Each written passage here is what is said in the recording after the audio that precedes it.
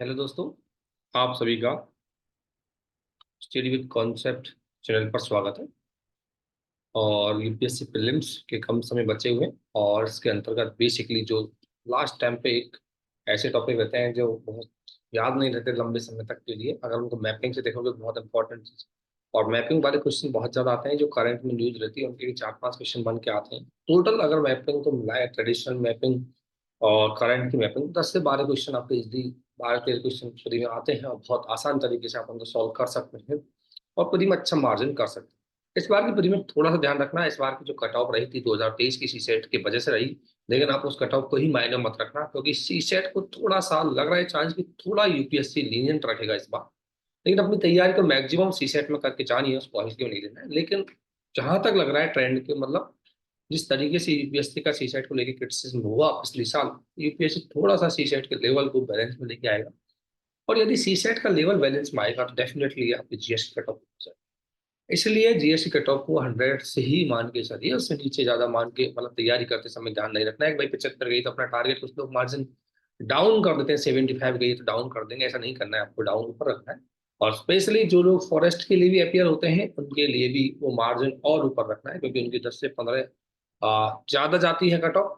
तो प्लीज हर चीज को अच्छे से लगाए, प्री नॉलेज के साथ साथ एक स्मार्ट तरीके का खेल है, जिसमें अगर आपने स्मार्टनेस दिखा दी तो आपका बहुत कुछ अच्छी तरीके से जाएगा।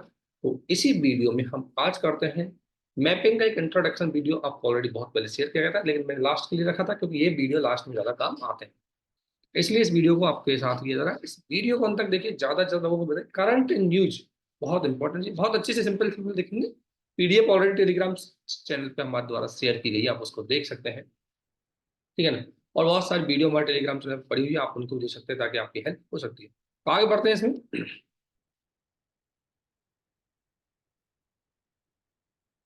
देखो, करंट में ये बेसिकली जनवरी 2023 से फरवरी 2024 तक के बीच में दिया है, और भी है करंट, उसमें ले लेंगे। और भी इस पीडीएफ के अलावा एक पीडीएफ थोड़ा और देंगे, कुछ ढूंढ ढूंढ के देंगे, ये तो मैंने बना के दिया, ढूंढ ढूंढ के लिख के देंगे आपको ताकि वो आपकी हेल्प कर देंगे। तो सबसे पहले आप सभी ने सुना होगा सोलोमन आइलैंड के बारे में, सभी सुनते होंगे सोलोमन आइलैंड।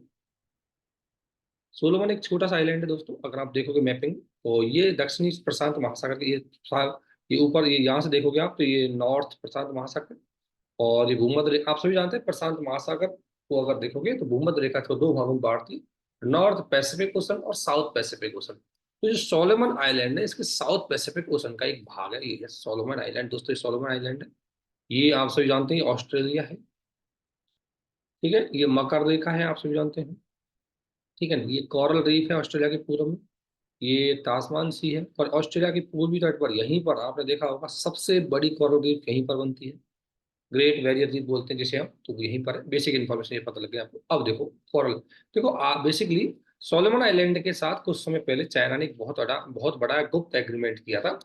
तो जो पड़ोसी है चाहे इसके सोलोमन आइलैंड के लोगों को लगा कि चाइना यहाँ पर आधिपत्य कर देगा, सैन्य बेस स्थापित करेगा और यहाँ पर बिल्कुल ही अशांति का माहौल बना देगा। लेकिन हाल ही में सोलोमन आइलैंड के प्राइम मिनिस्टर के द्वारा ऑस्ट्रेलिया के प्राइम मिनिस्टर को यह आश्वासन दिया गया है कि वो चाइना से एग्रीमेंट कर लेगा, लेकिन वो यहाँ पर सैन्य अड्डा स्थापित नहीं होने देगा। चाइना का सैन्य अड्डा यहाँ पर स्थापित नहीं होगा, ये चीज की वजह से ये करंट में रहा, ठीक है ना। सोलोमन आइलैंड आप सभी जानते हैं पापुआ न्यू के पूर्व में मेलानेशिया में एक राष्ट्र है। मेलानेशिया पूरा आइलैंडों का द्वीप है पूरा, ये मेलानेशिया में होता है ये, ठीक है ना। ये आपका पापुआ न्यू गिनी है, इसके पूर्व में मेलानेशिया आइलैंड में, ये देश है एक छोटा सा, बहुत सारे देश इसमें आते हैं। इसके 990 आइलैंड छोटे छोटे, इसकी राजधानी ये है, ये ग्वार कैनाल द्वीप पे। यहाँ कम से कम 30,000 वर्षों से मेलानेशियाई लोग बसे हुए हैं इस आइलैंड पे। मेलानेशिया में ज्वालामुखी द्वीप और प्रवाल भित्तियां बहुत बड़ी मात्रा में पाई जाती है। ये दक्षिण पश्चिम प्रशांत महासागर ओशनिया का एक उप क्षेत्र है, आप सभी जानते हैं। ये दक्षिण है और प्रशांत महासागर के पश्चिम भाग में ओशनिया का एक क्षेत्र है। ओशनिया एक समुद्र सब ओशन मतलब सब छोटा सा एक पार्ट है इसके। ओशनिया कहाँ पर है? साउथ वेस्ट पैसिफिक ओशन में है ओशिया, उसी में ये थोड़ा आइलैंड है। बस थोड़ा सा इतना काम चल जाएगा इससे। और देश में अधिकांश सोलोमन श्रृंखलाएं शामिल हैं, बहुत सारे हैं। और इसकी जो है ये जो द्वीप है, यह संवैधानिक राजतंत्र शासन है, जैसे वेटरन में है वैसे तरीके से संविधान। लेकिन एक सबसे बड़ी खास है, वेटरन का राजा ही यहाँ का राजा होता है, बाकी उसका रिप्रेजेंटेटिव गवर्नर जनरल प्रेजेंट किया जाता है, जो भारत में उस तरीके से होता है। तो बेसिकली जिस तरीके से स्वतंत्रता से पहले भारत में शासन कर रहा था उसी तरीके से सोलोमन आइलैंड का, लेकिन सोलोमन आइलैंड एक स्वायत्त डोमिनियन स्टेटस है। बस राजा वो किसको मानते हैं, वेटरन के राजा। ठीक है। तो सोलोमन आइलैंड के बारे में ये जानकारी आपको बहुत इंपॉर्टेंट रहेगी। कुरिल आइलैंड आप सभी जानते हैं, बहुत सारी चीजें देखो दोस्तों, ये रसिया है, आप सभी जानते हो रसिया का ये पूरी भाग है सबसे ज्यादा। ये दोस्तों नॉर्थ कोरिया है, आप सभी जानते हैं, ये साउथ कोरिया है। ये आपका जापान है, जिसका ये द्वीप है हॉक्काइडो, क्यूशू, सेकोडू और होन्सू, ये चार द्वीप है जापान की, जो ध्यान रखना है आपको। हॉक्काइडो सबसे इसका नॉर्दर्न पार्ट द्वीप है अच्छा का। ये आपको अकोस्टक सा दिखेगा, अकोस्टक, ये सी ऑफ जापान देखेगा। और यहाँ पर दो तीन देखो, काम चटका ये पूछा गया, ये काम चटका प्रादीप, काम चटका प्रादीप किसका पार्ट है, काम चटका प्रादीप दोस्तों रसिया का है। रसिया का सबसे पूर्वी वाला भाग है काम चटका, जो अकोस्टक सागर के पूरब में है। ठीक है। इसके बाद एक लंबी श्रृंखला है, ये आइलैंड इसे बोलेंगे कुरिल आइलैंड। ये कुरिल आइलैंड, ठीक है ना। और ये वाला सकालन आइलैंड। इन कुरिल पे, सकालन पे, सब पे जो अभी वर्तमान में कंट्रोल है रसिया का है, लेकिन जापान इस कुरिल आइलैंड को लेकर के अपना मानने होता है। ये जापान और मुख्य रूप से किसके बीच में हुआ था, रसिया के बीच में हुआ। ठीक है। ये पूरा अगर सार देखोगे तो उत्तरी प्रशांत महासागर, नॉर्थ पैसिफिक क्षेत्र आप सभी जानते हैं। ठीक है। तो ये क्या है, जापान के एक राजनयिक ब्लॉग में नवीनतम संस्करण में चार द्वीपों का वर्णन किया है, जिसपे रूस का नियंत्रण है। ये आपको पता है, अगर मैं कुरिल द्वीपों के समूह की बात करूं, कुरिल द्वीप समूह ज्वालामुखी निर्मित, आप सभी जानते हैं ज्वालामुखी भूकंप बहुत आते हैं। यहाँ पर जो ये यूरेशियन प्लेट है और इधर प्रशांत प्लेट है, इन दोनों के अभिसरण की वजह से इनका निर्माण हुआ। इसलिए यहाँ पर चूंकि एक महासागर प्लेट है, इसलिए यहाँ पर लावा बना, इसलिए यहाँ पर ज्वालामुखी भी आते हैं और भूकंप आते हैं, क्योंकि घर्षण। कुरिल द्वीप जापान के हॉक्काइडो रूस से कम चटका तक फैला हुआ है। ये जापान का हॉक्काइडो दोस्तों। और ये कुरिल आइलैंड यहाँ तक है, और कहाँ तक फैला हुआ है दोस्तों, ये काम चटका पेनिनसुला यहाँ से लेकर के यहाँ तक फैला हुआ है।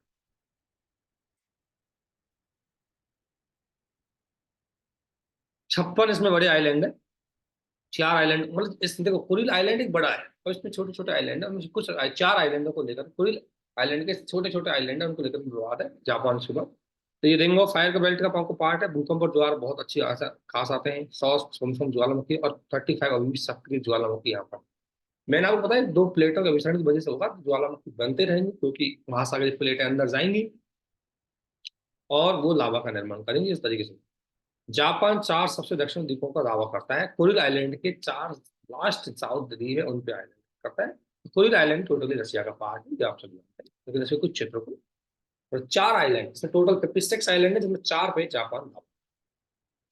टाइग्रे संकट, टाइग्रे संकट क्या है इसको जानिए। सबसे पहले टाइग्रे को जानते हैं क्या। टाइग्रे दोस्तों जो आपका इथियोपिया है, जिसकी राजधानी आपने सुना होगा अदीस अबाबा। आप सब जानते हैं अदीस अबाबा के बारे में, आप सब जानते हैं अदीस अबाबा है। इस इथियोपिया का सबसे नॉर्दर्न पार्ट होता है। इस जो आपको ये पीला येलो कलर में दिख रहा है, इसे बोला जाता है टाइग्रो रीजन। ये क्या है, टाइग्रे रीजन। अब करंट में ये है, करंट में क्यों है दोस्तों, कि हाल ही में डब्ल्यूएचओ के द्वारा एक स्टेटमेंट दिया गया है कि इस टाइगर रीजन में गृह युद्ध चल रहा है। ध्यान रखना, सिर्फ गृह युद्ध चल रहा है बहुत दिनों से। और गृह युद्ध की वजह से पृथ्वी पर सबसे खराब मानवीय आपदा के रूप में इस क्षेत्र को वर्णित किया गया है। टाइग्रे संकट को, टाइग्रे क्राइसिस को सबसे बड़ी आपदा के रूप में बोला गया है। यहाँ पर मुख्य रूप से टाइग्रे इथियोपिया में सबसे उत्तरी राज्य है। यहाँ पर एक टिग्रे पीपुल्स लिबरेशन फ्रंट का शासन है, और इथियोपिया की सेना और उसके सहयोगी के साथ इस टिग्रे पीपुल्स लिबरेशन फ्रंट के साथ इसका लगातार युद्ध चल रहा है बहुत देर समय से। यहाँ पर बेसिकली यहाँ पर देखा होगा, बहुत समय से यहाँ पर गृह युद्ध की स्थिति बनी हुई है। लगातार गृह युद्ध से ये क्षेत्र पूरी तरह संकट में है, भूखमरी सभी चीजें, गरीबी सब है यहाँ पर। इसलिए डब्ल्यूएचओ के द्वारा टाइगर संकट या टिग्री संकट को दुनिया का पृथ्वी की आपदा, सबसे बड़ी आपदा, टिग्रे का एरिया है। ठीक है ना। इसके अलावा आप सभी जानते हैं ये और भी इसके द्वीपों के बारे में, ये आप सभी जानते हैं। और आप सभी जानते हैं ये इथियोपिया एक लैंड लॉक कंट्री है। ठीक है ना। ये रेड सी है, रेड सी से इरिट्रिया की सीमा लगती है और जिबूती की सीमा लगती है। ठीक है ना। ये यमन की खाड़ी ऐसे सोमालिया की सीमा लगती है पूरी।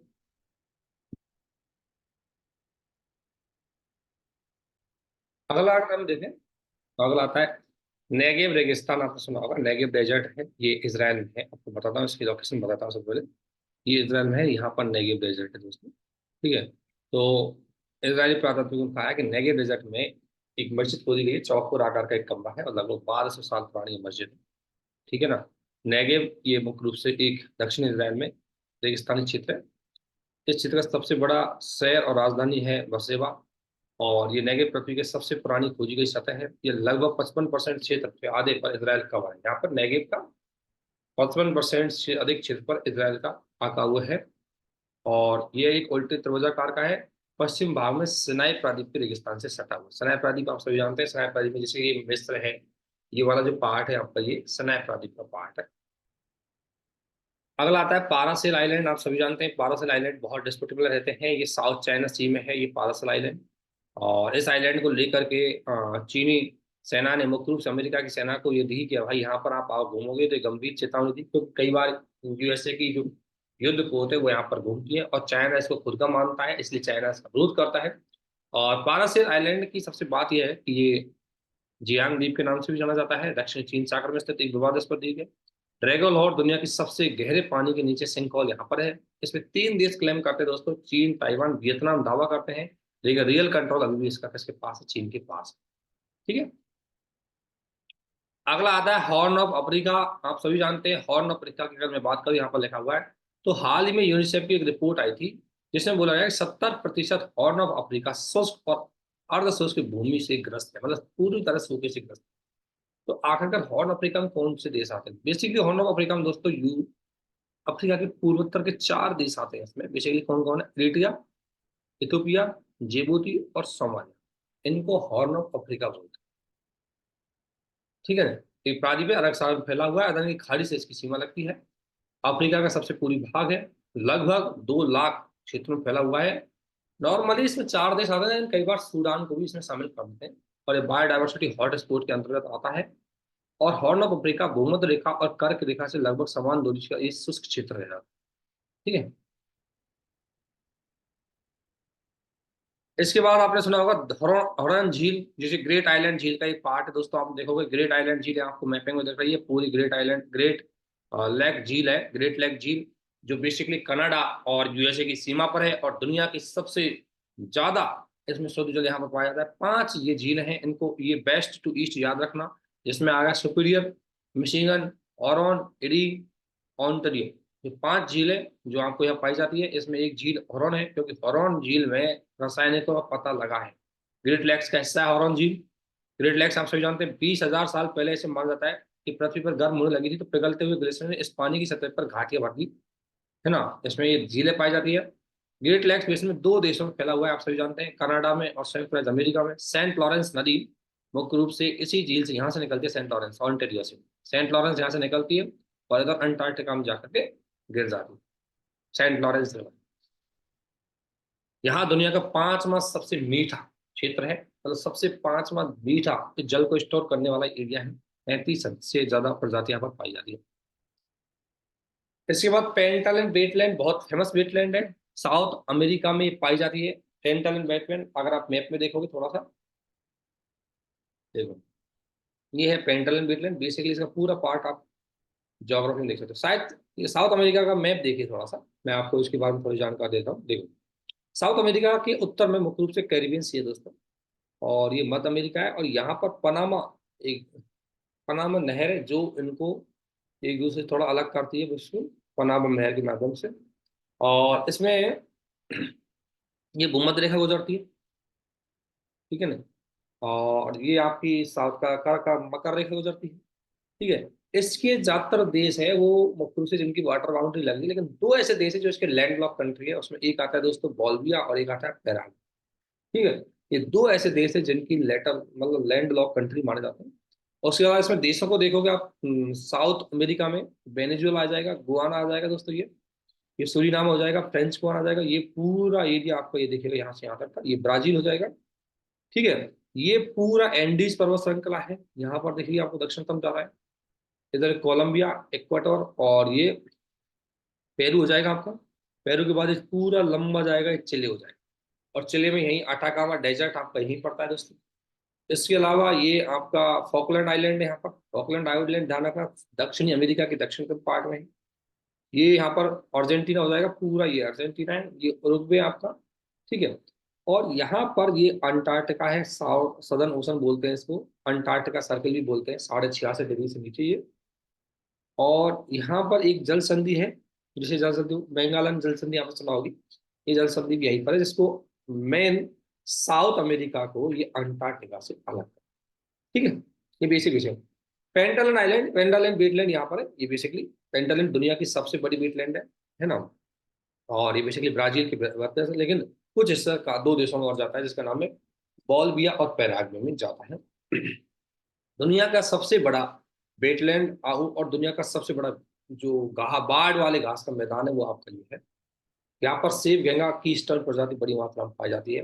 पेंटागन में दुनिया के मगरमच्छों की सबसे बड़ी संख्या है, जिनमें 10 मिलियन स्कीमियंस होते हैं।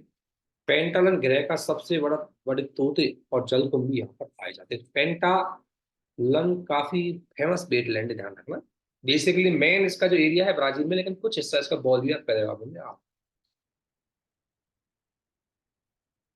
ये यूनेस्को बायोस्फीयर रिजर्व का भी भाग है पेंटालन। कई बार आता है आर्कटिक सर्कल। दोस्तों आर्कटिक सर्कल बेसिकली जो आर्कटिक सबसे नॉर्दर्न जो ध्रुवीय क्षेत्र है, 66.5 से लेकर के 90 डिग्री तक का जो अक्षांश क्षेत्र आता है नॉर्थ पार्ट में, तो हम सारे को आर्कटिक सर्कल बोलते हैं। ये आप देखोगे आर्कटिक सर्कल पूरा ये जो देख रहे हैं आपको मैप, और इसमें कौन कौन से देश आ रहे हैं, कहाँ कहाँ को गुजर रहे हैं, देखो। एक तो रसिया आ रहा है दोस्तों, रसिया का साइबेरिया वाला पार्ट इसी में आ रहा है।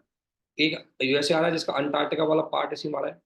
कनाडा आ रहा है, ठीक है। यूएसए का अलास्का वाला पार्ट, सॉरी। और ये ग्रीनलैंड है, ये आइसलैंड आ रहा है इसमें, नॉर्वे, स्वीडन और फिनलैंड। ये देश किसके आते हैं, आपके आर्कटिक सर्कल के। और इन्हीं आर्कटिक सर्कल के देशों ने आपस में इंटर गवर्नमेंटल काउंसिल बनाई, जिसका नाम था आर्कटिक काउंसिल, ताकि आपके संसाधनों को किस तरीके से यूज किया उसके बारे में बात की। तो आर्कटिक सर्कल का तापमान बहुत तेज गति से बढ़ रहा है, आप सभी जानते हैं। उसका कई कारण है, हमने एनवायरमेंट में आपको पढ़ाया भी है में कि आर्किटेक्ट एम्प्लीकेशन जहाँ पे बहुत ज्यादा हो रहा है। आर्किटेक्ट एम्प्लीफिकेशन का मतलब होता है कि आर्किटेक्ट क्षेत्र में जो तापमान है दिन का रात का बहुत तेज गति से बढ़ रहा है, ग्रीन हाउस गैस का प्रभाव पूरी तरह से देखने को मिलता है। यहाँ पर बर्फ पिघल रही है, बर्फ पिघलने की वजह से यहाँ पर तापमान का अवशोषण बढ़ रहा है, इसकी वजह से उन्हें बर्फ पिघल रही है, ये सारी चीजें यहाँ पर चल रही है चीजें, ठीक है। तो आर्कटिक 8 देशों में 8 का देशों को कवर करता है, Canada, Greenland, Iceland, Norway, Sweden, Finland, रूस और यूएस। और इन्हीं के द्वारा एक काउंसिल बनाई गई। भारत एक नार्जन द्वीप समूह के साथ मिलकर के अपना एक हिमालय स्टेशन स्थापित कर रहा है रिसर्च के लिए। भारत एक आइस ब्रेकर अनुसंधान पोत खरीदने की प्रक्रिया में है। एक छोटी भारत ऑब्जर्वर के रूप में यहाँ पर आर्कटिक काउंसिल में काम कर रहा है। दरवाजा गैस क्रेटर, बेसिकली दरवाजा गैस क्रेटर लगातार एक कुआं है जो तुर्कमेनिस्तान में है दरवाजा नाम से, और इसमें लगातार आग जल रही है। ऐसा माना जाता है कि 1979 के समय जब रसिया मुख्य रूप से यहाँ पर किया था, रसिया ने कुछ ड्रिलिंग की थी, और ड्रिलिंग की वजह से आग लगातार जल रही है। तो उसकी वजह से हो रहा है, क्योंकि बहुत बड़ा वो है। हाल ही में तुर्कमेनिस्तान के राष्ट्रपति ने बोला कि भाई इसको किसी तरीके से बुझाओ, इसको गेटवे टू हेल भी बोला जाता है दोस्तों, दरवाजा क्रेटर के नाम से। ये तुर्कमेनिस्तान की राजधानी से लगभग है, 50 साल से लगातार बरसों चल रहा है, आग लग रही है इसमें। ये 69 मीटर गहरा है, 30 मीटर वो है आपका गहरा, वो है 1971 से चल रहा है। वैज्ञानिकों ने माना है कि अ, रेगिस्तान में तेल के लिए ड्रिलिंग कर रहे थे, जब एक गलती से प्राकृतिक गैस के भंडार में पहुंच गए और पृथ्वी की ढह गई, और 3 विशाल सिंक यहाँ पर बन गए, उनमें आग जल रही है। बेसिकली मीथेन पाई जाती है, और मीथेन लीक होने से वैज्ञानिकों को ये आग बुझाने की बात हो रही है, क्योंकि मीथेन लगातार हो रही है, आग को जलाती है, और मीथेन को बुझाने में लंबा समय लगेगा, ठीक है। इतना ध्यान रखना है कहाँ पर, यूपीएससी से इतना पूछेगा, ज्यादा डिटेल्स नहीं पूछेगा इसके बारे में। तो कर जाके तो अगला है दोस्तों इसी में सिंगालीला राष्ट्रीय उद्यान, सभी जानते हैं इसको। सिंगालीला राष्ट्रीय उद्यान अगर बात करें हम, तो ये बेसिकली पश्चिम बंगाल के सबसे ऊंचे सुरक्षित क्षेत्र में है, जहाँ पर रेल पड़ा हुआ। ये राष्ट्रीय मतलब इसको राष्ट्रीय बनाया जा रहा है, और कहाँ पर है, वेस्ट बंगाल में, ठीक है। इतना काम चल जाएगा आपसे। अगला है जैप्रोजिया जा परमाणु ऊर्जा संयंत्र। ये एक न्यूक्लियर पावर प्लांट है, जो कहाँ पर दोस्तों, यूक्रेन में है ना। और ये यूक्रेन में है। रूसी सेना ने यूरोप इस पे अटैक करने की कब्जा कर लिया है, यूक्रेन का है वैसे भी, लेकिन यूरोपीय सेना ने इस पे अटैक कर लिया। ठीक है। कि नीपर नदी के तट पर है, डॉनबास क्षेत्र के पास है, रूसी समर्थक अलगाववादी और यूक्रेनी सेना यहाँ पर लड़ रहे हैं। ठीक है। कोको आइलैंड आप सभी जानते हैं, कोको आइलैंड और बंगाल की खाड़ी में है ये पर। इस पे बेसिकली म्यांमार का कंट्रोल है, ये अंडमान निकोबार के नॉर्थ में है कोको आइलैंड। जल्दी कोको द्वीप को निगरानी संचालन की इरादा किया है, जो अलग द्वीप समूह है, भारत के 55 किलोमीटर दूरी पर है। और हाल ही में भारत ने मतलब बेसिकली चीन भी यहाँ पर एक अपना गतिविधि दिखाता रहता है। तो चीन की गतिविधि को लेकर भारत ने कई बार ऑब्जेक्शन किया है इसको। कोको बंगाल खाड़ी में उत्तर है, और ये 30 मील उत्तर में है अंडमान निकोबार से, और बर्मा आइलैंड से, ध्यान रखना म्यांमार से दूर है और हमारे अंडमान से नजदीक है, लेकिन इस पर कंट्रोल किसका है बेसिकली, कोको आइलैंड। और ये एक तरह से ना कोरल रीफ आइलैंड है। मनसूद नदी आपने सुना होगा दोस्तों, ये बहुत हाल में हाईलाइटेड रही, क्योंकि इस पे एक पुल है जो गिर गया था, गुजरात का मौरवी पुल, वो इस पे गिर गया था, और उसी वजह से जो ब्रिज गिरा उस पे 135 लोगों की मौत हुई। मच्छी नदी के बारे में इसलिए करंट में रहा है, ये बेसिकली गुजरात के सुरेंद्र जिले से निकलती है, जसनान की पहाड़ियों से, सौराष्ट्र में उत्तर की दिशा में बहने के बाद राजकोट जिले में उत्तर की ओर बहती है, और अंत में ये एक बार कच्छ के रण में जाकर के गिर जाती है। ठीक है। 25 किलोमीटर से अधिक लंबी 6 प्रमुख सहायक नदियां हैं। 4 सहायक नदियां ये हैं और 2 सहायक नदियां और है। और इस पे 2 बांध बने, मच्चू बांध फर्स्ट और मच्चू सेकंड। सस्पेंशन ब्रिज बेसिकली झूलता हुआ ब्रिज होता है, आप सभी जानते हैं। और इस ब्रिज बहुत पुराना ब्रिज है यहाँ पर ही। तो ये थोड़ा सा इस बार एक्सीडेंटल हुआ था, इसलिए थोड़ा करंट में रहा। इसका ट्रांसनिस्ट्रिया, आप सभी जानते हैं ट्रांसनिस्ट्रिया बेसिकली किसी के कंट्रोल में नहीं है ये देश, ये एक स्वायत्त देश है। ठीक है ना। ट्रांसनिस्ट्रिया जो यहाँ पर है बेसिकली ये इसराइल यूक्रेन की सीमा पर है ये। और ये इसके बगल में आपको मालदीव कंट्री मिल जाएगा, ये यूक्रेन मिल जाएगा जिसकी राजधानी कीव है, ये रसिया है, पूरा रसिया है। ये क्रीमिया है जो रसिया के पास यूक्रेन का था, लेकिन क्रीमिया पर रसिया ने कंट्रोल कर रखा है, ये बात से बेसिक चीज है। तो मालदोवा से टूटने वाले छोटे से ट्रांसनेस्ट्रिया को भी रूस यूक्रेन संकट में घसीटने की बात हुई। ट्रांसनेस्ट्रिया की बात करें तो एक छोटा सा राज्य जिस पश्चिम में मालदीवा, पूर्व में यूक्रेन स्थित है, सोवियत संघ के अवशेष के रूप में वर्णित किया जाता है। इस स्वतंत्रता की घोषणा की इसने। अधिकांश देश, हालांकि अधिकांश देश ट्रांसनेस्ट्रिया को मोल्दोवा का हिस्सा मानते हैं, स्वतंत्र रूप से नहीं मान्यता दी गई थी इसको। इसकी अर्थव्यवस्था रूस की सब्सिडी पर निर्भर है, रूस इसमें सहायता करता है, रूस का सहायक है पूरी तरह से। और रूस की समर्थक सरकार यहाँ पर रहती है, संसद सशस्त्र बल सब रूस के समर्थक है यहाँ पर। क्रीमिया के विलय के बाद सरकार ने रूस में समाहित करने 2006 में जनमत संग्रह करवाया था। 97% ने रूस के साथ एकीकरण होने का वोटिंग करी, यानी कि जो ट्रांसनिस्ट्रिया है, जो अभी मोल्दोवा का हिस्सा माना जाता है या स्वायत्त रूप से है, ये रूस में सपोर्ट करने के लिए लोगों ने इसके पक्ष में किया वोटिंग। ठीक है। राष्ट्रीय चंबल अभ्यारण्य आप सभी जानते हैं, और राष्ट्रीय चंबल अभ्यारण्य में अवैध माइनिंग की वजह से यहाँ पर इकोसिस्टम को बहुत ज्यादा नुकसान पहुंचा है। और इससे निपटने के लिए हाल ही में राजस्थान में जयपुर के अंतर्गत एक हाई लेवल की वेट कमेटी बनाई गई है, जो यहाँ पर माइनिंग को रोकेगी। ये क्योंकि 3 राज्यों में फैला हुआ है, इसलिए 3 राज्यों के चीफ सेक्रेटरी मिलकर के इस पे काम करेंगे। 3 राज्य ध्यान रखना, इसमें राजस्थान, मध्य प्रदेश, उत्तर प्रदेश के ट्रांजेक्शन क्षेत्र पर है ये। यहाँ पर घड़ियाल बड़ी मात्रा में पाए जाते हैं। और बट अभ्यारण्य वन्य जीव अभ्यारण्य 1972 के तहत है और बायोडाइवर्सिटी में आता है। यह एक प्रस्तावित वेटलैंड भी है। ठीक है ना, ये चीज आपको ध्यान रखना है। 2023 में कौन कौन सी नदियां जो हाईलाइट रही, जिनके क्वेश्चन 2024 में बनने की संभावना है, इनको एक बार आप देख लेना। साबरमती, नर्मदा, बड़दा, बेतवी, प्राणहिता, कामेंग, कुशियारा और सोकापई का, चिनुका और मच्छु, ये ऐसी नदी है जो आपको देख लेंगे दोस्तों एक बार, क्योंकि ये नदियां हाईलाइटेड रही थी 2023 के अंतर्गत, जो 2024 के प्री में इसके क्वेश्चन बनने की संभावना रहेगी।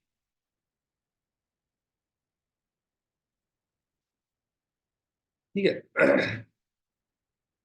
इसके बाद आपने देखा होगा ये जगह जो हाईलाइटेड रहा है, बन्नी घास गुजरात में, मोरबी गुजरात में, यारकुटी उत्तराखंड में, मानसा मेघालय में, चेरापूंजी मेघालय में, बैरन आइलैंड ग्रेट बार निकोबार में, पम्बन पुल, ये ध्यान रखना, केन वेदर लिंक प्रोजेक्ट, ये भी बेसिकली करंट में थोड़ा हाईलाइटेड है, इनको एक बार देख लेना। अब थोड़ा सा अंडमान निकोबार आइलैंड को देखो पूरी तरह से। अंडमान निकोबार आइलैंड के अंतर्गत 9 नेशनल पार्क है दोस्तों, जिनको आप देख सकते हो पूरा, ये अलग अलग नेशनल पार्क है, 9 national park Andaman Nicobar island में, जिसको नाम दिया गया है यहाँ पर। Saddle Peak National Park, North Button Island, Middle Button Island National Park, Rani Jhansi Marine National Park, South Button Island National Park, Mount Harriet National Park, Mahatma Gandhi Marine National Park, ठीक है ना, कब्बे बे नेशनल पार्क और Galathea National Park. इतने national park है, इन national पार्कों को just एक बार गो थ्रू हो जाइए, इतना ध्यान रखें ये अंडमान निकोबार बस।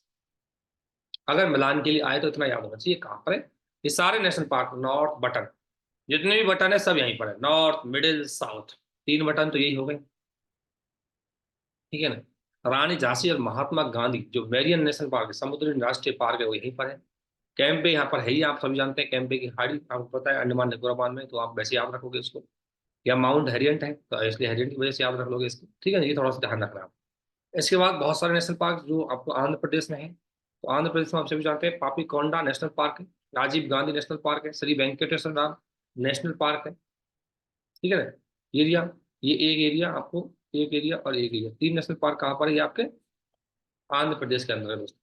अरुणाचल प्रदेश में देख लीजिए कुछ फेमस फेमस नेशनल पार्क, देखो मॉलेंग नेशनल पार्क, नाम दफा, ध्यान रखना नाम दफा बहुत फेमस है, ये भी कहाँ पर अरुणाचल प्रदेश में।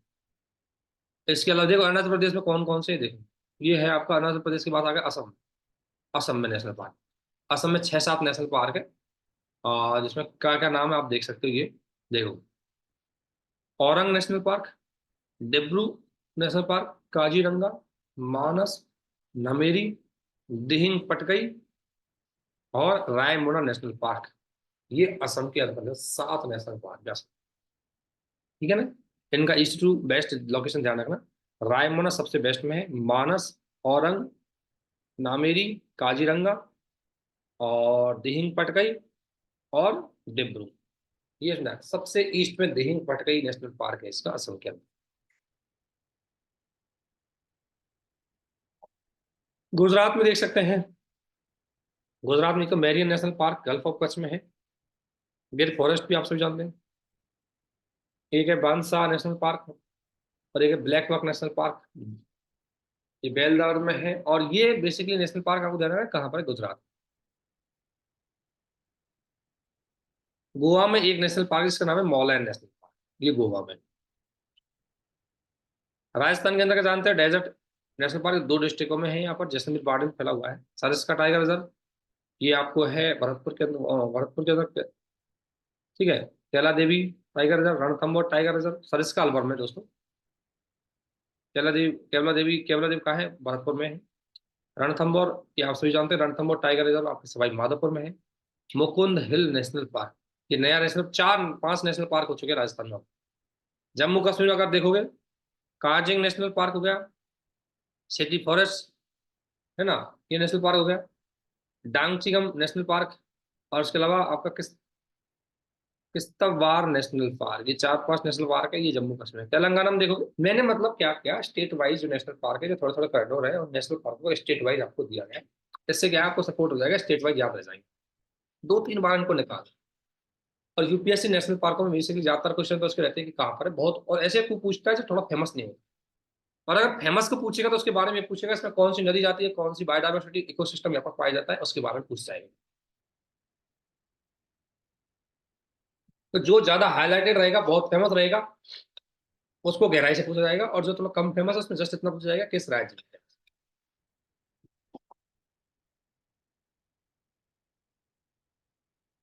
देखो अगर तेलंगाना की बात करें तो एक है Mrugavani National Park, Mahavir Harina Vanasthali National Park और कासु ब्रह्मानंद नेशनल पार्क। यहाँ पर कहाँ पर है, बेसिकली कहाँ पर, तीनों ये तेलंगाना। जान माइन द्वीप जैसे ग्रीनलैंड में है दोस्तों, जान माइलैंड द्वीप ये हैगा, आपको मिलेगा ग्रीनलैंड के अंतर्गत, ये पूरा द्वीप है, ये जान माइलैंड द्वीप है, ग्रीनलैंड का यहाँ पर कंट्रोल है। और यहाँ पर आप देखोगे नॉर्वेजियन सी है, जायन माइलैंड ये फ्रैक्चर जॉन यहाँ पर है, ठीक है ना। नॉर्वेजियन द्वीप समूह है, ग्रीनलैंड के पूर्व में आर्कटिक महासागर में ग्रीनलैंड सागर में स्थित है। बहुत ज्यादा यहाँ पर ज्वालामुखी आते रहते हैं, हवाई पट्टी है, रेडियो नाटो सहयोगों का एक कंसोल नेविगेशन सिस्टम भी यहाँ पर है, ठीक है, हवाई पट्टी भी है यहाँ पर। इसके अलावा देखो एक दो क्वेश्चन आपकी पूछे जाते हैं कई बार, जो भारतीय परंपरागत जल संरक्षण पद्धति है उनको लेकर के वो किस राज्य में है, इतना पूछे जाएगा किस राज्य में है, तो मिलान के लिए हो सकता है संभावना बन जाए कई बार।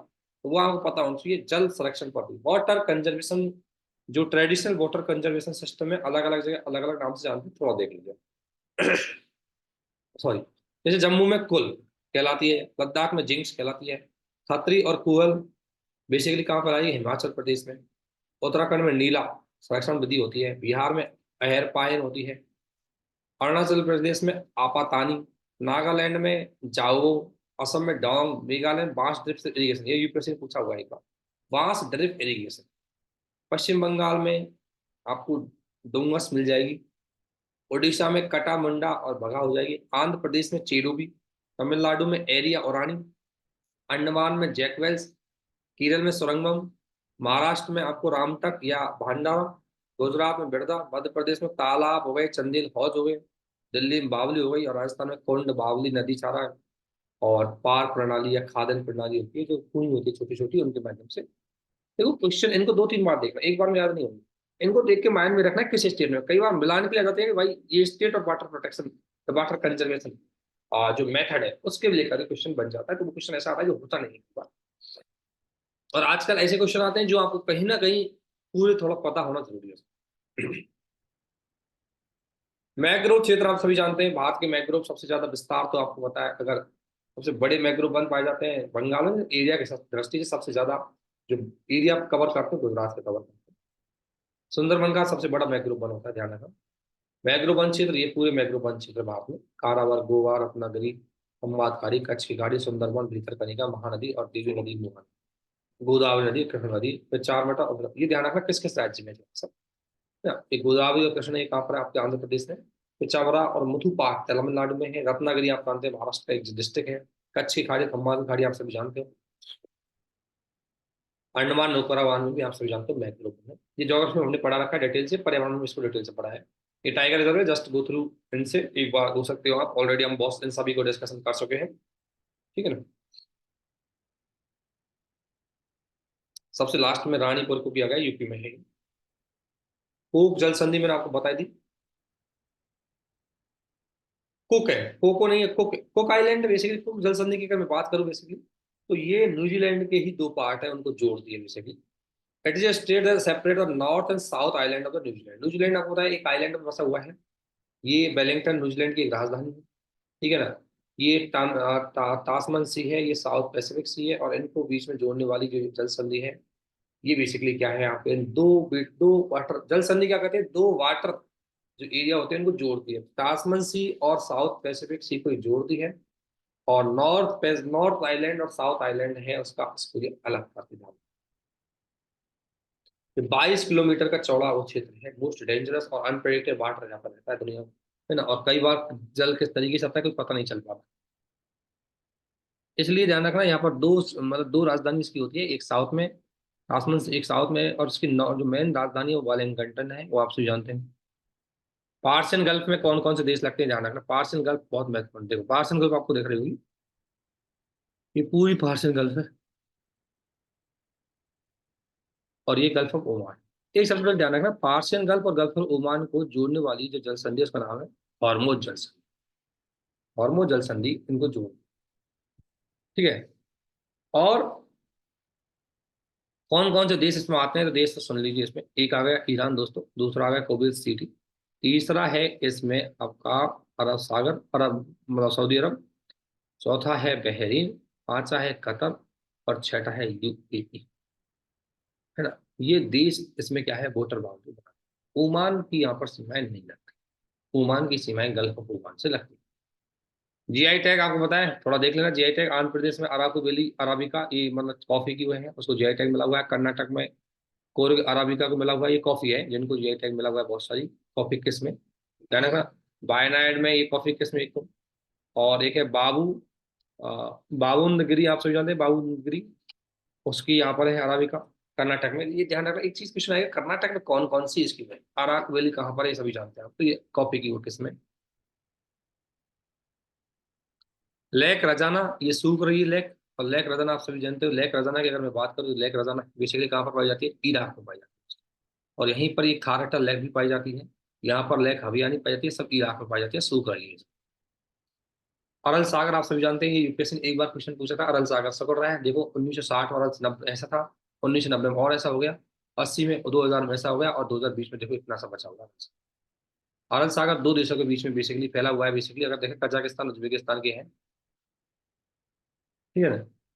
लेक ओरमिया ये ईरान में है दोस्तों, ओरमिया ये भी ईरान में जो से कर रही है।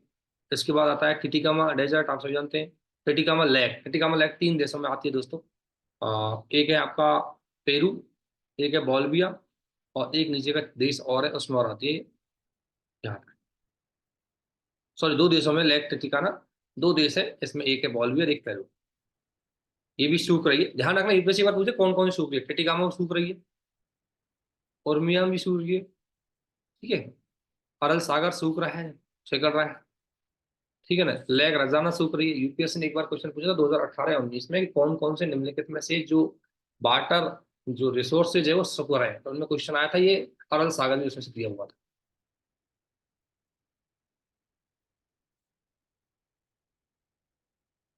ठीक है।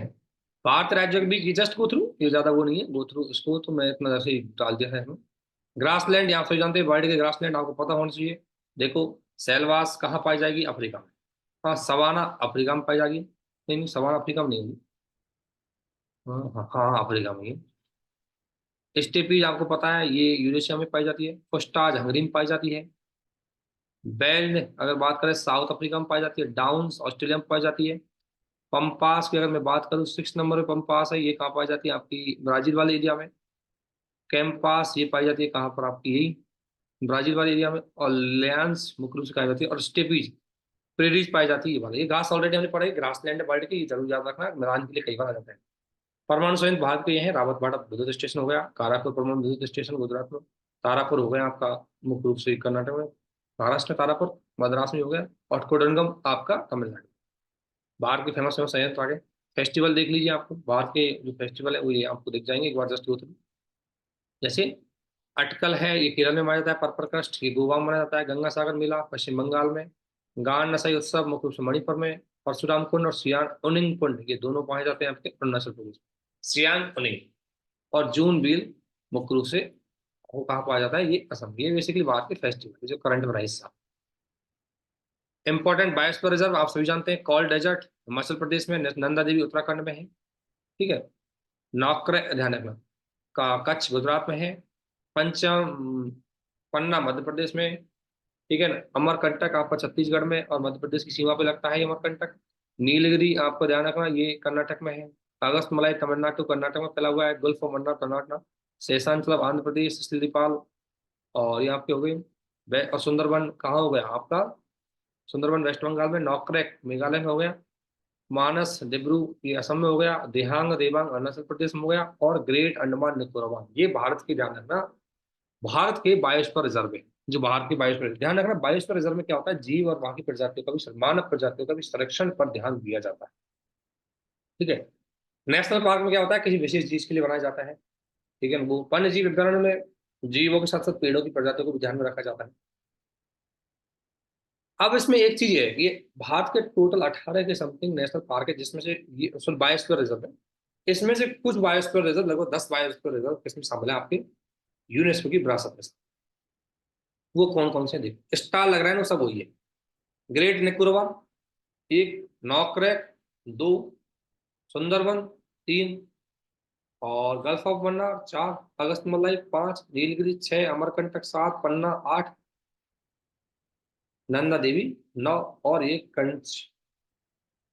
कंचनजंगा ये 10। ये 10 स्टार लगे हुए हुए हैं जो यूनेस्को की बायोडायवर्सिटी विरासत में शामिल है, बायोस्फीयर रिजर्व में शामिल है यूनेस्को, ठीक है ना। जो स्टार लगे हुए हैं उनका नाम। नदी मैंने बता दी जो फेमस फेमस रही, चिनाब नदी आप सभी जानते हैं। चिनाब नदी के बारे में हमने बेसिक इंडिया की मैपिंग बता दिया। सावर नदी, नर्मदा, सुक्काई, कुशियारा और कामें, इन नदी को एक बार जस्ट गो थ्रू हो जाना। बेलवा कहाँ पर गिरती है, ध्यान रखना है इसमें ना। ये गोदावरी प्राणिता आप सभी जानते हैं, गोदावरी की सहायक नदी है। ये मुख्य रूप से महानदी की सहायक नदी है। कुशियारा आप सभी जानते हैं बराक की सहायक नदी है, ठीक है। बेरती और सरदा ये मुख्य रूप से कर्नाटक में, इन दोनों को जोड़ने की बात चल रही है। नर्मदा नदी आप डिटेल से आपने पढ़ाई दी आपको। लास्ट एक ईयर से न्यूज बहुत है, जिनकी लिस्ट में ऑलरेडी आपको दी थी उसमें। बन्नी घास गुजरात में है, मोरबी गुजरात में हाँ हाल ही में यहाँ पर नदी मुच्छ नदी पर जो ब्रिज गिरा है उसकी वजह से फेमस है। पंपन पुल आप सभी जानते हैं, भारत का पहला वर्टिकल लिफ्ट सी ब्रिज बना है यहाँ पर। तीन वेदवा प्रोजेक्ट की दूसरी बैठक दिल्ली में आयोजित हुई, इन दोनों नदियों को जोड़ने की बात चल रही है। ग्रेट निकोबार हाल ही में यहाँ पर मुख्य रूप से एमा सबसे दक्षिणी बिंदु 15 पॉइंट पर यहीं स्थित है। यहाँ पर एक मंजूरी दी गई है एक प्रोजेक्ट को। महासिंद्रा में सबसे ज्यादा बरसात हुई है इसलिए खांगती गोरी घाटी उत्तराखंड में है। ये थोड़ा सा करंट में रहने वाले वो है, जो करंट में रहने वाली जगह थी वो है। कोलोराडो रिवर आप सभी जानते हैं, कोलोराडो रिवर सुख रही है, इसके बारे में कई बात चल रही है। कोलोराडो रिवर की थोड़ी सी जानकारी अगर देखें, क्या क्या जानकारी, तो हाल ही में खबर आई है कि कोलोराडो नदी ऐतिहासिक सहमति बनी है कि सूखे वहाँ यहाँ पर सूख रही है। इसके लिए कोलोराडो नदी आप सभी जानते हैं दक्षिण अमेरिका में बहती है और उत्तरी मैक्सिको तक की जाती है। ये ग्रेट लैक कोलोराडो के केंद्रीय रॉकी पर्वत से निकलती है। कहाँ से निकलती है ये बेसिकली देखो, ये कोलोराडो नदी ये है आपकी, ये नवादा पर्वत है यहाँ पर। कोलोराडो नदी यहाँ से निकलती है और निकलते हुए गल्फ ऑफ कैलिफोर्निया में जाकर के ये गिर जाती है, ध्यान रखना मैक्सिको में होती है ना। और ये हूवर बांध यहीं पर बना है। यहाँ पर कई बांध है, डेविस बांध, पार्कर बांध, एम्पिरियल बांध है, जहाँ पर जल जाती है। और ये नदी कहाँ पर, ग्रैंड कैनियन का भी निर्माण यही करती है। सबसे बड़ा कैनियन जो है वो इसी का निर्माण ये करती है, कोलोराडो पर्वत से निकलती है ना। एरिजोना और नेवादा लैंड मीट पर सीमा बनाते हुए निकलती है। थोड़ा ध्यान रखना, बेसिकली निकलती कहाँ से, रॉकीज एंडी जो है आपको वहां से निकलते हुए रॉकीज पर्वत उससे निकलती है, पूरे अमेरिका के साउथ अमेरिका में बहते हुए, मतलब अमेरिका के दक्षिणी भाग, उत्तरी अमेरिका के दक्षिणी भाग में बहते हुए, यूएसए में दक्षिणी भाग में बहते हुए ये मैक्सिको को जाती है और आपकी कैलिफोर्निया की नदियों उसमें गिर जाती है। डिएगो गार्सिया आप सभी जानते हैं, ये हिंद महासागर में दोस्तों डिएगो गार्सिया, यहाँ पर एक चागोस आइलैंड भी है ना। ये सियासत ये मॉरिशस आइलैंड है। डियागो गार्सिया पर आप ध्यान रखोगे, डियागो गार्सिया में मुख्य रूप से सैन्य अड्डा स्थापित है यूएसए का, लेकिन वो कंट्रोल किसका है, यूके का। यूके का ये क्षेत्र जिसको उधार दिया था, मतलब किराए पे दिया हुआ है किसने, यूके ने यूएसए को। पढ़ लो। कन्याकुमारी की तट से 1800 किलोमीटर दूर हिंद महासागर में डिएगो गार्सिया द्वीप को लेकर ब्रिटेन अमेरिका के बीच मनमन हुई। ब्रिटेन इसे मॉरिशस को सौंपना चाहता है, वही अमेरिका का कहना है कि मॉरिशस कर्ज में डूबा है और उसके पास से चीन द्वीप हथिया लेगा, फिर चीन को आगे आर्मी बेस बनाने से कोई नहीं रोक पाएगा। सही बात है। ये है तो किसका है, यूके का। यूके कह रहा है भाई मैं इसको मॉरिशस को दे रहा हूँ, लेकिन यूएसए कह रहा है नहीं ऐसा मत कीजिए, मॉरिशस बहुत ऑलरेडी कर्जे में डूबा हुआ है और मॉरिशस को कर्जा दे करके यूएसए यहाँ पर आएगा, चाइना आएगा और उसको ले जाएगा और फिर यहाँ पर चाइना सैन्य अड्डा स्थापित कर देगा, तो मेरा सैन्य अड्डा किसके हाथ चला जाएगा, चाइना के अड्डे में, और फिर यहाँ पर चाइना की सुपरमेसी को हम रोक नहीं पाएंगे। डियो गार्सिया मूगा एटोल है, मध्य इस्माल चागोस द्वीप समूह का सबसे बड़ा हिस्सा है, ब्रिटिश हिंद महासागर में है। 16वीं शताब्दी में पुर्तगाल द्वारा खोजा गया था। 1965 में नवनिर्मित ब्रिटिश द्वारा हिंद महासागर क्षेत्र में मॉरिशस से अलग कर दिया गया है, पहले मॉरिशस का पार्ट था। चागोस द्वीप समूह अमेरिका को सौंप दिया गया है। अमेरिका ने यहाँ पर एक सैन्य अड्डा भी स्थापित कर रखा है। चागोस के बारे में आपको पता लग गया। अनक क्राटाउ वोल्केनो इंडोनेशिया में है दोस्तों, एक फैला है अनक क्राटाउ वोल्केनो, यहाँ पर है इंडोनेशिया में, विजिट हुआ है अभी। इसके बाद east African crude crude oil pipeline project, east African, ध्यान रखना ये जारी ईस्ट अफ्रीकन क्रूड है। आप देख सकते हो इसमें, ये पूरा ये आप ये तो जानते हो ये लेक विक्टोरिया लेक झील, ठीक है। और ये जो आपकी विक्टोरिया झील है इससे निकलती है आपकी एक नदी भी निकलती है। ये देखो बिल्कुल कहाँ से है ये आपका लेक अल्बर्ट झील से लेकर के बोकोडू यहाँ होते हुए और मुख्य रूप से इंडियन ओशन तक ये यहाँ तक, केन्या में ईस्टर्न नेपाल तक। देखो देखो वेस्टर्न युगांडा में तेलंगा ऑयलफील्ड और किंग फिशर ऑयलफील्ड को जोड़ती है और ये पारतंत्र को रूप से प्रभावित कर रही है। ये प्रोजेक्ट उगांडा और तंजानिया कंट्री का है, ठीक है। तो ये अफ्रीका में है, ये ध्यान रखना। युगांडा तंजानिया कंट्री, दो कंट्री मिलकर के इसको कर रहे हैं। ये क्रूड ऑयल है उनको करने के लिए है। ये ऑलरेडी मैपिंग को देख लीजिए। भारत की पर्वत श्रृंखलाएं हैं ये, काराकोलम, लद्दाख, जास्कर, ग्रेट हिमालय, मिडिल हिमालय ये हो गया, ये धौलागिरी हो गई, ये हो गई कंचनजंगा आपका ये हो गई, नामचा वर्मा पर्वत हो गया, पटकाई बूम ये हो गई, गारो खासी जयंतिया। ये हमने मैपिंग इंडिया की मैपिंग ऑलरेडी सब करा रखी है, जिसका वीडियो भी आपको मिल गया होगा। सुलीना चैनल, सुलीना चैनल या डेनुबी रिवर के यहाँ पर सुनीला चैनल कहाँ पर है देख लीजिए, ध्यान रखना सुनीला चैनल ये यहाँ पर है और ये यहाँ पर एक नदी है सुलीना, वहां पर ये बना हुआ है। तो ड्रोन हमले में रूस ने यूक्रेन की डैन्यूब नदी के किनारे बंदरगाह और अनाज भंडारों को पूरी तरह किया है। आप सभी जानते हैं सुनीला चैनल और डैन्यूब नदी की बात कर रहे हैं। यह चैनल प्रमुख यूक्रेनी बंदरगाहों को काला सागर से जोड़ता है। यूक्रेन की अर्थव्यवस्था बहुत यूक्रेन के लिए बहुत महत्वपूर्ण है। ये जो चैनल है ये काला सागर से यूक्रेन नदी को जोड़ता है। ठीक है। डैन्यूब नदी ब्लैक फॉरेस्ट पहाड़ों से निकलती है, आप सभी जानते हैं, और ब्लैक सी में जाकर गिर जाती है। काला सागर अनाज के लिए दृष्टि से बहुत महत्वपूर्ण है। सुनीला चैनल यूक्रेन के लिए बहुत महत्वपूर्ण है, सुनीला चैनल। और डैन्यूब नदी 10 देशों से होकर गुजरती है, आप सभी जानते हैं, जर्मनी, ऑस्ट्रिया, स्लोविया, हंगरी, क्रोएशिया। ये 10 देशों से होकर गुजरती है। डैन्यूब नदी के बारे में क्वेश्चन पूछ सकते हैं। लेक टिटिकामा दोस्तों ये झील है पेरू में, आप सभी जानते हैं। बोलिविया और पेरू के बीच में एंडीज स्थित टिटिकामा झील के निम्न स्तर पर पहुंच गई है। टिटिकामा झील दक्षिण अमेरिका की सबसे बड़ी झीलों में से एक है। नेविगेशन के लिए बहुत महत्वपूर्ण है। नेशनल रिजर्व भी बना हुआ है। मेंढकों की दुर्लभ प्रजाति यहाँ पर पाई जाती है टिटिकामा झील। ठीक है। और इसमें दिक्कत क्या आ रही है, पानी सूख रहा है। दो देशों के बीच में पेरू और बोलिविया। इसके बाद आता है आपका नागजीरा वन्यजीव अभ्यारण्य दोस्तों महाराष्ट्र। ठीक है। इसके बारे में देखिए चर्चा में क्यों 2021 में सड़क और यहाँ पर एक नर बाघ की मौत हो गई। 2021 से लेकर 26 तक लगभग 26 बाघ अभी तक चले गए। नागजीरा महाराष्ट्र के गोंदिया और भंडारा जिले में स्थित है और 46 में टाइगर रिजर्व के रूप में इसको नॉमिनेट किया गया था।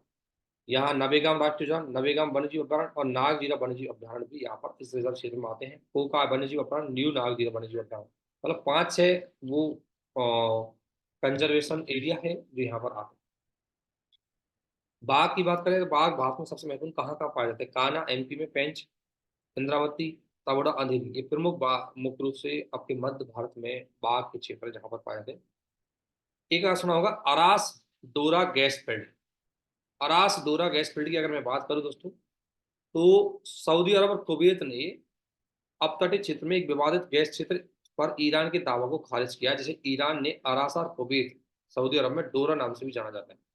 देखो, अरासा और ये कुवैत की वो है विवादित गैस क्षेत्र है जिसपे अभी एकमात्र स्वामित्व जिसपे अभी सऊदी अरब और कुवैत का कंट्रोल है, लेकिन ईरान भी इस पे दावा करता है।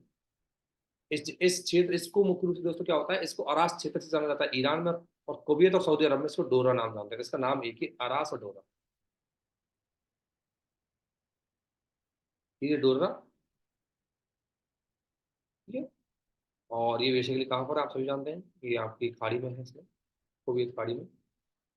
अरास डोरा गैस ईरान और सऊदी अरब के बीच तटस्थ क्षेत्र है और मुख्य रूप से ये दोनों विवाद है, और सऊदी अरब ईरान को 1960 से विवाद बना हुआ है। तटवर्ती क्षेत्र में स्थित है ये। कैमूर वन्यजीव अभ्यारण्य सभी जानते हैं आप। ये वन्यजीव अभ्यारण्य को एक बार देख लीजिए, इतने वन्यजीव अभ्यारण्य में लिखे। कैमूर बिहार में है, दूसरा बाघ रिजर्व मिल रहा है 2023 के अंत से 2024 में इसको स्थापित होने की उम्मीद है। और ये बिहार का सबसे बड़ा वो वन्यजीव अभ्यारण्य हो जाएगा। और ये सरकार का टाइगर रिजर्व बनने की कोशिश की जा रही है, इसको सरकार वन्यजीव अभ्यारण्य को टाइगर रिजर्व में बदल रही है। स्टेट गवर्नमेंट ऐसा कर सकती है, लेकिन उसको सेंट्रल गवर्नमेंट की परमिशन लेनी पड़ती है।